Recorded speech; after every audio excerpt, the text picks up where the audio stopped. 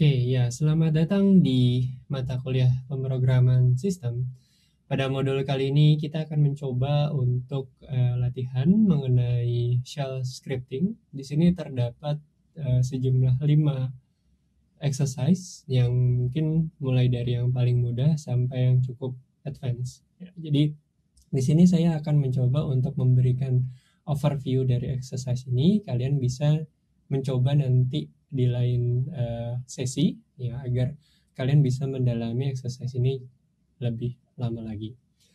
Oke, jadi untuk yang pertama ya, jadi untuk sesi yang pertama di sini, exercise yang pertama di sini kita akan coba untuk membuat script sederhana ya, script kalian sendiri ya. Jadi kita mencoba untuk membuat suatu script SH seperti yang kita lakukan sebelumnya.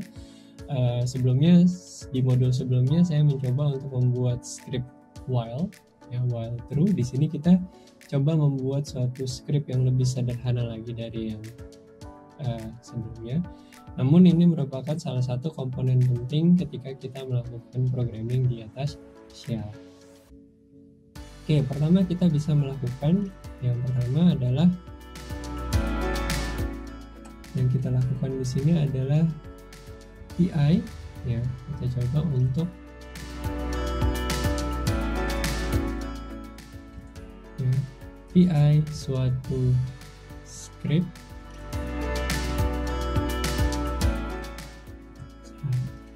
Oke, jadi di sini kita bisa lihat di awal kita coba untuk membuat script. Ya, jadi pertama kita coba buat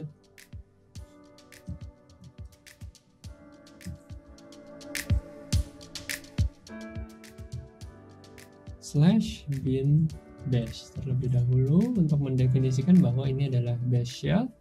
Lalu kita echo, ini semacam hello world saja ya, hello world.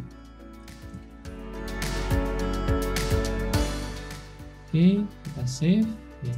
Nah, kembali ke slide sebelumnya. Jadi sebelum kita bisa mengeksekusi suatu script, kita harus mendefinisikan bahwa file tersebut adalah file executable ya. Jadi dengan cara chmod +x ya, suatu script besar. Lalu kita bisa jalankan. Oke, dia akan melakukan printing di sini hello world suatu script.sh. Lalu berikutnya yang bisa kita lakukan ya, kita akan coba untuk lanjut lagi ke problem berikutnya.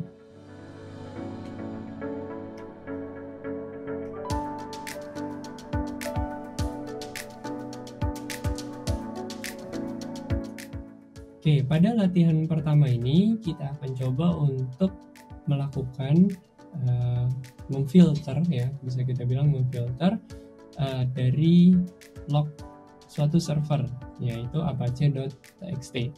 Jadi seperti kita tahu, jika suatu server menggunakan Apache server, si Apache server tersebut akan melakukan logging ke dalam suatu file. Loggingnya itu bisa berupa IP address, waktu, berapa byte yang diambil dari server. Itu akan di-print ke dalam tiap line-nya. Nah, dari laporan tersebut kita ingin coba untuk mendapatkan di sini antara baris ke 335 sampai ke 7105. Situ diminta hasilnya, total bytes-nya itu ditaruh dalam total.txt, dan di sini ya tadi kita harus memfilter dari baris 335 sampai ke 7105. Oke, jadi kalau kita lihat, kalian bisa download filenya di deskripsi video ini, atau kalian nanti download di Skele apache.txt-nya. Oke, yang akan kita lakukan di sini ya, pertama ini adalah code-nya ya. Pertama dia akan melakukan ya, ambil 7105 awal dulu, lalu kita ambil ke 335 berikutnya ya. Jadi mulai dari 335 sampai ke 7105 dan akan disimpan ke dalam tmp.txt. Lalu dimulailah ya, kita menggunakan script awk ya, awk begin ya. Yang kita inginkan adalah totalnya ada berapa byte, total sama dengan 0 ya. Lalu kita buat satu regular expression di sini untuk memfilter tiap barisnya ya. Total plus $1. Jadi hasil filter ini hanya dapat bilangannya saja. Lalu kita bisa print ke dalam total dan kita save ke dalam total.txt. Oke, yang kita coba lakukan di sini ya, saya akan coba untuk mendemonstrasikan.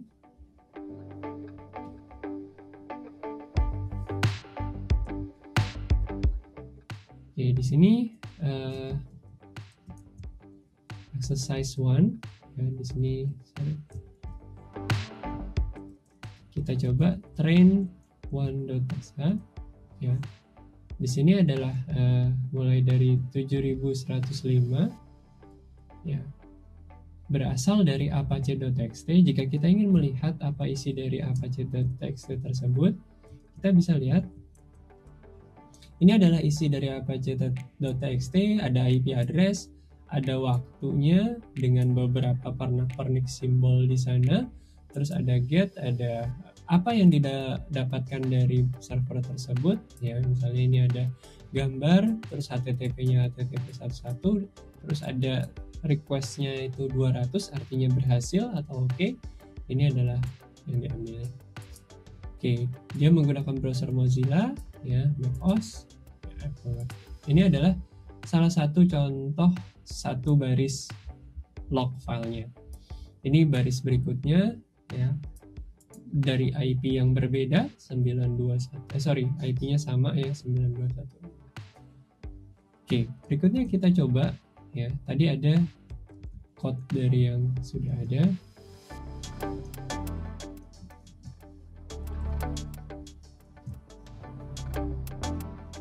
Oke, di sini yang dilakukan adalah head min n 7105 apache.txt. Oke. Sekarang kita coba jalankan ya. Jadi pertama dia ngambil dan masukkan ke dalam file yang namanya tmp.txt. Oke, sebelum kita menjalankan, kita perlu untuk menjadikan dia executable.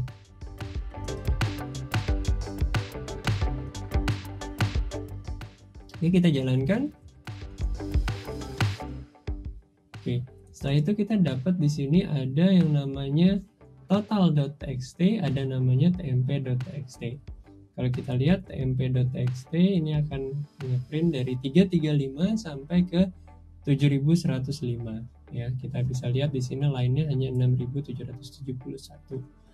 Oke, berikutnya di tmp.txt tadi ya akan difilter lagi oleh programnya.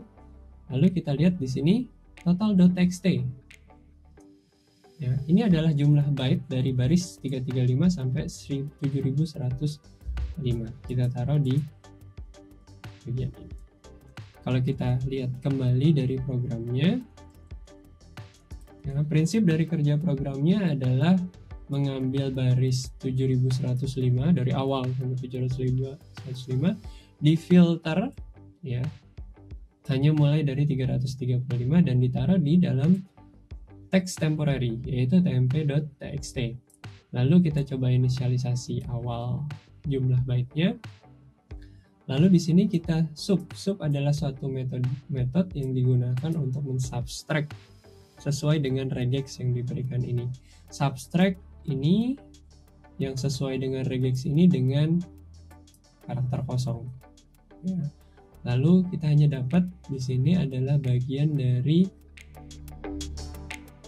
byte-nya saja. Kalau kita lihat byte-nya itu di dalam apache.txt. Nah, di sini ada di sini 230.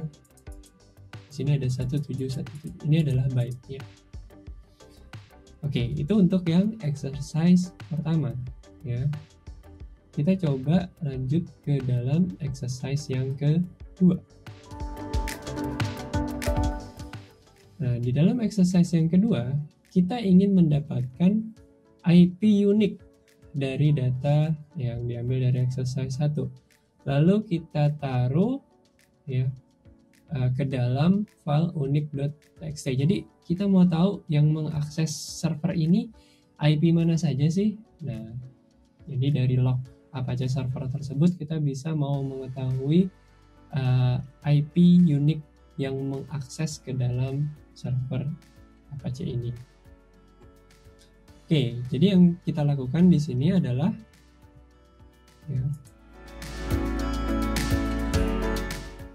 pertama sama, yaitu kita coba inisialisasi head min n 7105, ambil dari apache.txt, terus kita masukkan ke dalam temporary.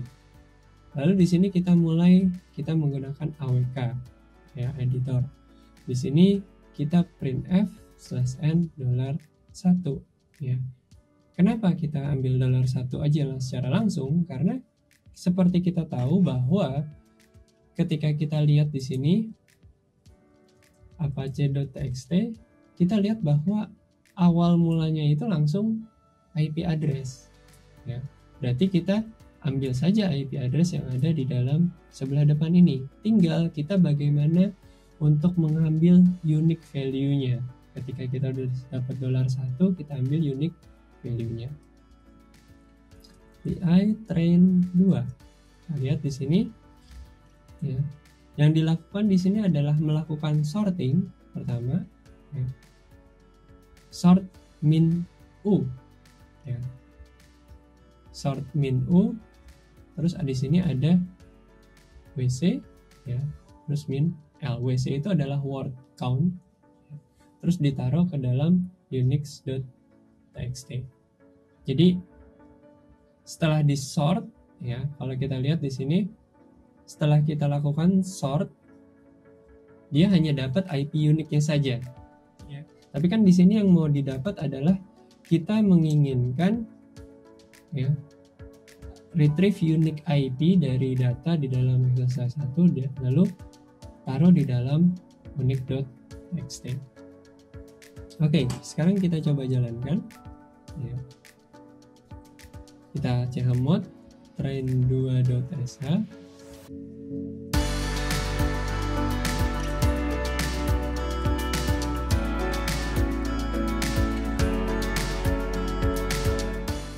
Oke, kita coba lihat di sini ada di dalam unique.txt. Unique.txt. Ya. Jadi di sini jumlahnya langsung dihitung sama dia, yaitu ada 1258 IP address. Ya, dari baris 335 sampai 7105. Kalau kita mau tahu IP address-nya, kita tinggal memodifikasi ya. Di sini kan kita menghitung word count ya. Kita bisa rm unique.txt. Kita jalankan.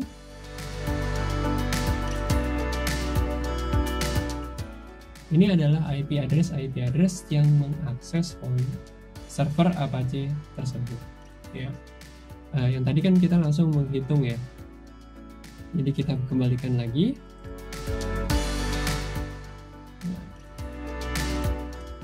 WC ya. Kalian bisa mencoba untuk melihat man sort di sini, sort line dari text file, terus di sini man WC atau word count ya. Print new line ya, dia akan menghitung banyaknya word yang ada di dalam sana. Oke, jadi kalau kita bahas secara sistem programming di sini, kita lihat pertama dia akan mendapatkan hanya IP address-nya saja, ya, hanya IP address-nya saja di bagian depan, lalu di sorting. Sebenarnya di sini yang berguna adalah min u-nya atau unique value-nya. Jadi output dari hasil tmp2.txt akan menjadi input bagi program sort min u. Ya. Setelah disorting, hanya unique value-nya saja. Lalu output dari sorting ini akan dihitung oleh si word count. Ya, jadi output ini menjadi input bagi si word count. Jadi penjelasannya adalah output dari program sebelumnya ketika dimasukkan pipes akan menjadi input bagi program berikutnya yang setelah pipe tersebut. Oke, itu adalah mengenai exercise yang kedua. Ya. Berikutnya kita coba untuk jalan lagi ke exercise yang ketiga.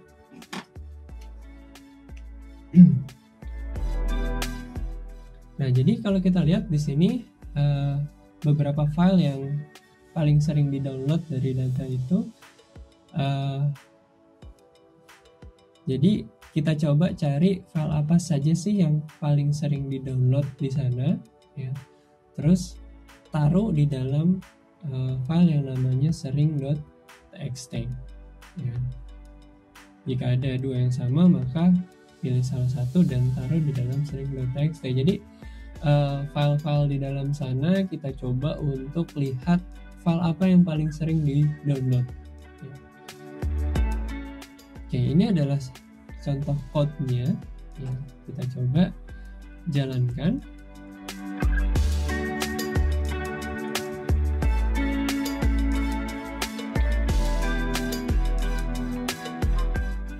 Oke, di awal sama, yaitu head kita ambil dari 335 sampai 7105.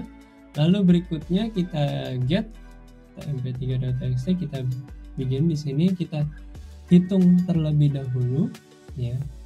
Jadi di sini ada subnya juga, subnya untuk mengetahui jumlah filenya.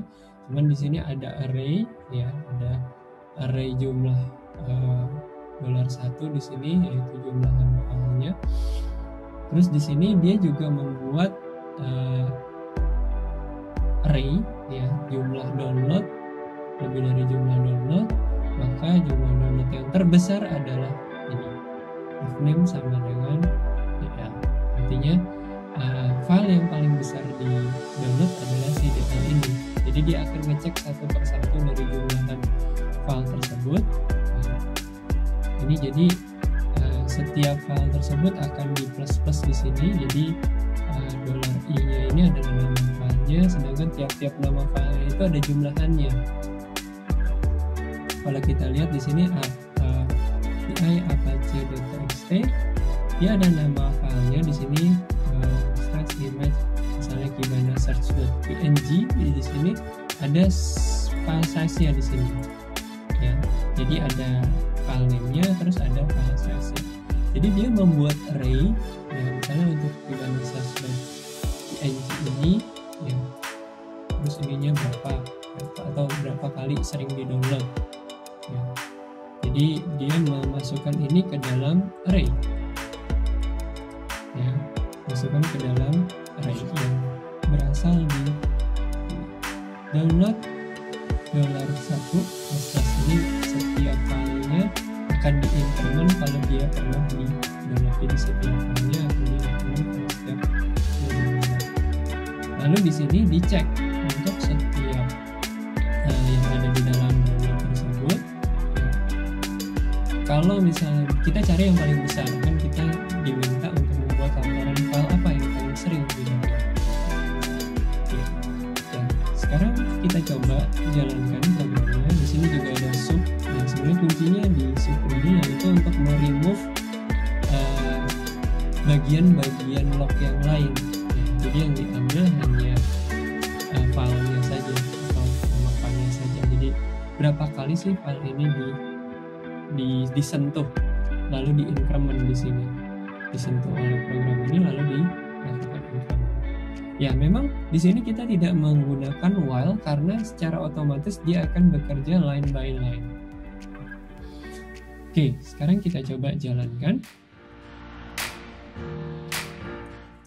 Plus x train 3.1. Kita jalankan. Maka dia akan mengeluarkan file yang namanya sering. Oke, berarti yang paling sering di-download di sini adalah favicon.icon. Ya, seperti kita tahu bahwa suatu web itu pasti ada semacam di tab-nya itu ada namanya icon yang menggambarkan website tersebut, dan mungkin ini terdeteksi sebagai yang paling sering muncul. Ya, makanya itu akan hitung terus menerus. Di plus-plusnya mungkin paling tinggi tadi.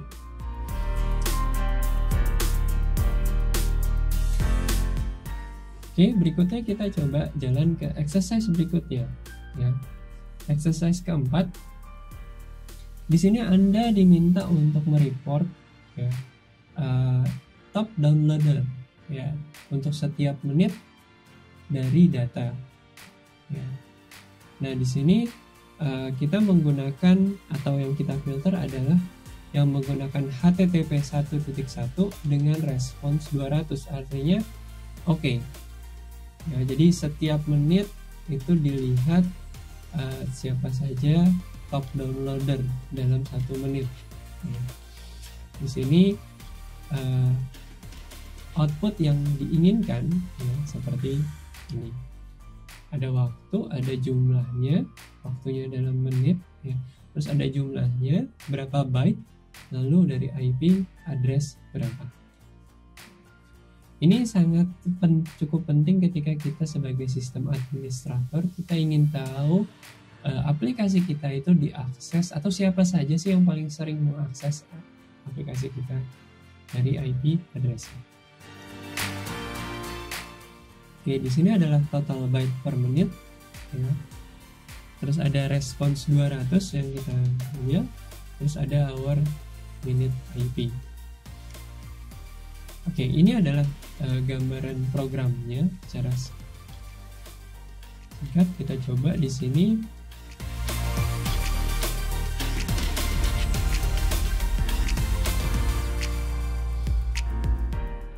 Ya, kalau kita lihat di sini program yang berjalan adalah,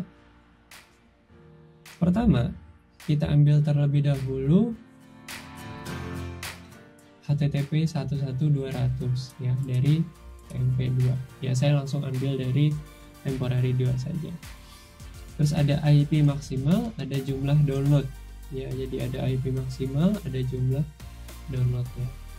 Terus kita lakukan subtract ya, sub ya, jadi artinya kita replace beberapa hal di sini, 2 kali replace. Terus ada total $2 plus sama dengan total $3 ya.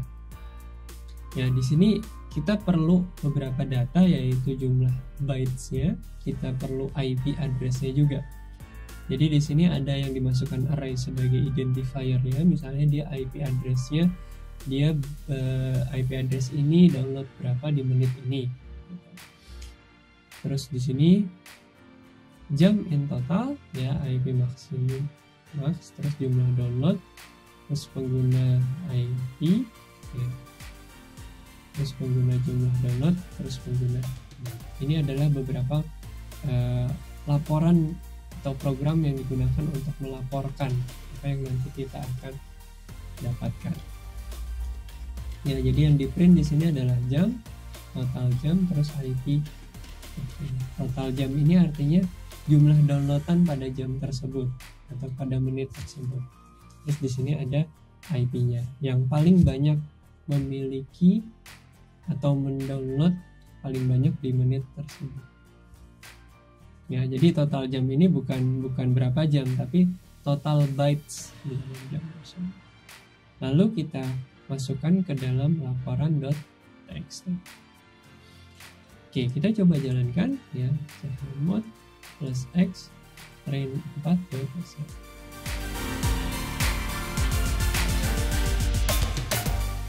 Oke, kita coba lihat di laporan. Nah, ini adalah laporan yang didapatkan. Jadi pada jam, kalau kita lihat ya, kita coba jalankan terlebih dahulu ya, untuk train 4 dataset ini. Tadi mungkin kita coba jalankan lagi. Nah, ini adalah beberapa, ada IP address di sini ya, ada IP address 888 dengan jumlah byte download segini. Jadi ini per menitnya siapa saja yang mendownload cukup banyak ya. Kita taruh semuanya ke dalam laporan.txt. Ya, jadi variasi dari yang exercise pertama, exercise kedua, exercise ketiga, dan exercise keempat mungkin cukup meningkat ya kesulitannya. Jadi di sini makin lama kita bisa tahu bahwa ketika kita berurusan dengan I/O atau filtering, shell itu sangat berguna. Ya, kalian juga bisa menggunakan hal ini untuk kalian menggunakan programming language. Tapi pertama kalian harus melakukan kompilasi terlebih dahulu. Kalian harus mengeksekut binary-nya. Ya, jadi ada dua proses yang bisa dilewati oleh scripting language di sini. Salah satunya shell, yaitu kita bisa langsung masuk ke dalam I/O-nya secara lebih cepat dibandingkan kita menggunakan programming language.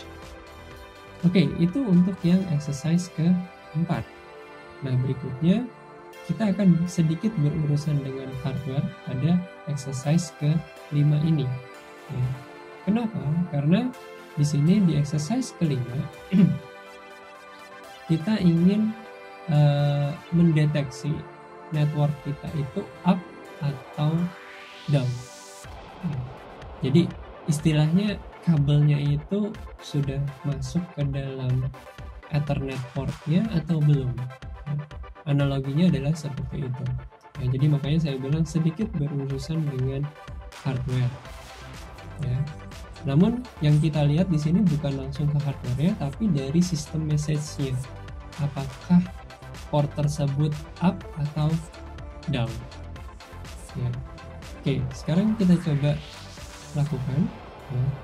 Di sini apakah kabel itu putus atau enggak? Jadi simpel sebenarnya, tapi kita harus agak hati-hati karena kita berurusan dengan hardware. Hati-hati di sini sebenarnya karena sistem message yang kita ambil, jadi tidak ada masalah.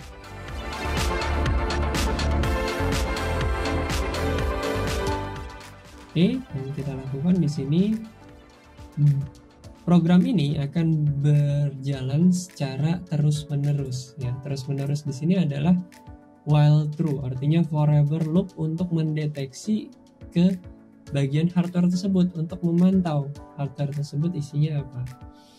Ya, terus di sini gunakan if, ya, terus gunakan sleep, terus gunakan link itu up atau link tersebut down dari kernel message. Jadi kita langsung mengambil dari kernel message. Ya, jadi ini adalah programnya. Ya, jadi kalau kita coba untuk lihat di sini saya menggunakan VirtualBox ya. Kalau yang tadi saya menggunakan komputer real, yang ini saya menggunakan VirtualBox untuk mensimulasikan tadi kabelnya itu diputus atau tidak. Ya, kita bisa menggunakan VirtualBox. Oke, saya coba tunjukkan di sini ya.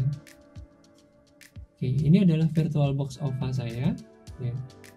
Di sini adalah program saya yang train5.sh.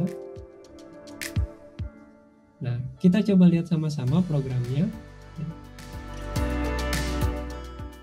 Di sini ada while true. While true ini akan forever loop, ya, dan dia akan forever loop untuk melakukan printing dMessage di sini. Ya, kalau kita lihat dMessage itu apa, kita bisa lihat. Kita coba lihat dMessage. Ya, ini adalah kernel message dari seluruh perkakas atau bisa dibilang hardware yang statusnya bisa kita lihat di sini. Nah, yang mau kita lihat di sini adalah Ethernet port. Ya, biasanya Ethernet port digambarkan dengan yang namanya grep E1000 di sini. Nah, di sini E1000 ada catatannya. Ya. E1000 is up 1000 megabit per second full duplex. Ya. Tidak hanya Ethernet port, yang lain juga bisa kita ambil dari si kernel message ini. Misalnya ada beberapa device yang terkoneksi, ada kamera yang terkoneksi, itu bisa kita detect dari kernel message ya dengan menggunakan dMessage. Ya, kita bisa lihat manualnya, the kernel ring buffer. Oke. Nah, kita sekarang coba lihat di sini ya. Yang bisa mendeteksi dia up atau down adalah ini. Apakah dia up ataukah dia down. Jadi kalau nggak up ya down. Berarti kita mau mendeteksi ini, kita sudah grab S1000, terus kita bisa melakukan filtering lagi di sini. Filteringnya adalah dengan cara ya kita coba atur, kita ambil coba dari train 5.sh, kita ambil DMSH dari sini.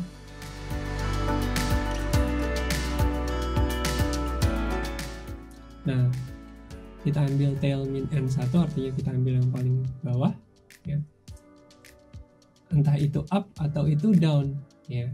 Jadi kita mau ambil apakah itu up, apakah itu down. Jadi kalau dia up, ini kan sekarang lagi up nih ya, maka dia akan mengeluarkan up. Kalau down nanti dia akan mengeluarkan down. Oke, nah sekarang kita coba jalankan, tapi jangan via, ini kan saya pakai putih ya. Kalau pakai putih kan berarti kita melakukan SSH lewat jaringannya dia. Nah, karena kita lewat jaringan, kalau jaringannya diputus atau kabelnya diputus kan otomatis kita nggak bisa melakukan apa-apa. Contohnya begini, kalau kita putuskan kabel di sini, nah, misalnya kita putuskan kabelnya di sini. Di sini saya sudah mengetik tapi tidak bisa melakukan apa-apa.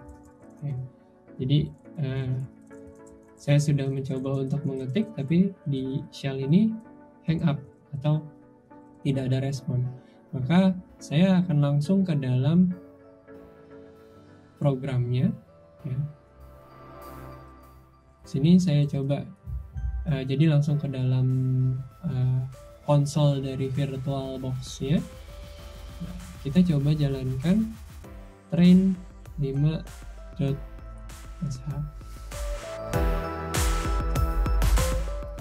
Oke, dia bilang disconnected ya. Artinya kabelnya itu tidak tersambung ya. Nah, saya coba, ini kan dia forever loop nih sebenarnya. Dia looping terus menerus mengontrol DMSH yang tadi. Nah, sekarang saya coba untuk jalankan, atau bisa dibilang saya sambungkan kabelnya. Tek, gitu. Kita sambungkan kabelnya. Coba sambungkan kabelnya. Jadi secara hardware yang saya lakukan di sini adalah saya menyambungkan kabel dan memutus kabelnya. Kalau misalnya saya putuskan kabelnya di sini, nah dia akan disconnected. Kalau kita coba lagi untuk disambungkan lagi kabelnya. Ya, jadi di sini Shell bisa membantu kita untuk melakukan controlling terhadap hardware. Even kita nggak harus masuk ke dalam driver hardware tersebut, karena dari kernelnya sendiri sudah dienkapsulasi dan dia sudah memberikan informasi kepada kita bahwa dia connected atau tidak. Ya. Coba saya disconnect lagi. Ya, kalian bisa coba untuk mempraktekkan ini juga supaya kalian punya gambaran bahwa kita bisa melakukan controlling terhadap apa yang ada di dalam kernel tersebut. Jadi kita bisa menyambungkan dari level yang aplikasi ke dalam kernel, bahkan itu ke dalam hardware. Ya, jadi ini cukup menggambarkan bagaimana kita bisa memantau hardware melalui kernel. Oke, saya coba sambungkan kembali di sini. Saya coba kembalikan ke awal. Ya, jadi ini kayak saya menyambungkan kabel dan memutus kabel tersebut.